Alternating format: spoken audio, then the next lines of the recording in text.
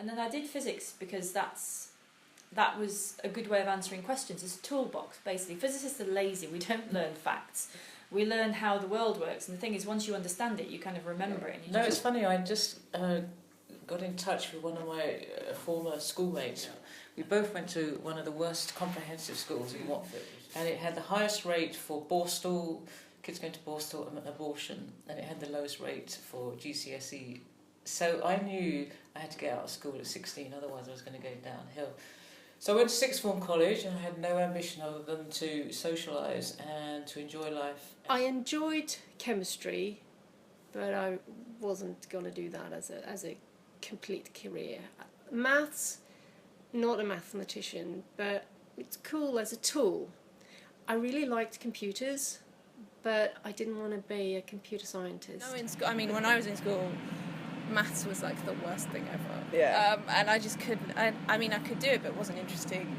My maths grades were not very good. I wasn't even sure I'd get into computer science at any uni, but I did. So I think it's always a matter of just if you're worried about not the grades not being good enough, what's the worst that can happen? Always apply. That makes sense. So I was like doing an outreach event in Cambridge, and this mom and her teenage girl came in. She was maybe 14, and you could tell the girl was just switched on. She was so interested in what we were doing, and you could tell she just thought, this is so cool. I kind of want to do something like this.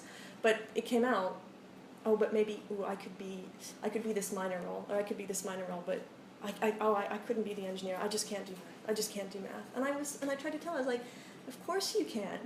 Of course you can do math. You don't. And I said, look, I don't even do that much math. I had to study it, but I don't spend my day-to-day life like writing out equations and things like that. I really struggled at physics at school, so I did. There's only parts of that subject that you could be interested in that you really ever want to take forward. In fact, the most remarkable people that I have met, the genius, they are the ones that got bad grades in high school or even in university. But then they found a topic they were really interested in, and they worked very hard so they could develop it, work on it. Engineering is for normal people. It is not for the child geniuses. So from quite a young age then, I started to understand that engineering could really help change people's lives. And I was very idealistic and really wanted to make a difference in the world. And I imagined that how amazing could it be for me as an engineer to provide water to people who don't have water. How much impact is that? That's the other side of engineering, which I think we don't make enough of. Yeah. And I think makes it worth doing all the kind of maths and the science that you perhaps think, oh, I can't do that. Well, you can do it well enough to be able to be an engineer, I believe. And I don't think the STEM field is really doing itself a good service by not making it more obvious, sort of all the things you can do with it. One thing that I remember about being at school was that I didn't really ever, I never knew jobs like this existed. I never knew people did stuff like this. I think engineering is incredibly poorly communicated to young people because the word engineering doesn't actually mean anything to anyone.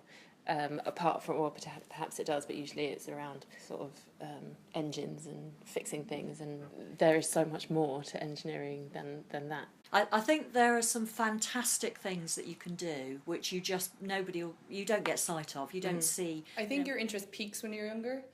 I think the support probably isn't there when you're that age. And it's very hard to make a decision between the ages of 14 and 18 what specifically you want to do, because the jobs that are out there are very specific. Like in science, like if you were to become a QA or a QC analyst, like those are very specific, but when you're 17 you have no idea what that means. So the way I learned biology was some fantastic videos on the internet. Okay.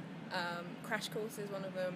I can't remember the names of the other sites. Those were really useful because they're 10-minute videos, so you don't have to sit down and watch and read an entire book, but you just get a little bit. This is it kind of explained for, I think it's about kind of A-level GCSE level. I started programming, the first time I programmed I was 20 years old.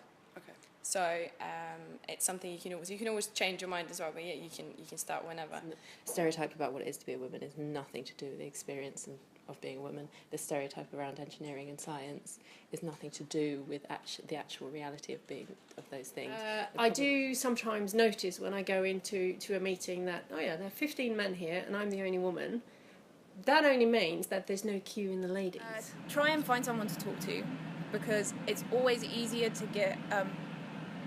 it's fine reading books and reading stuff on the kind of internet and stuff, but you never get quite how passionate something is, and also you can ask questions. I never had a passion for any of these.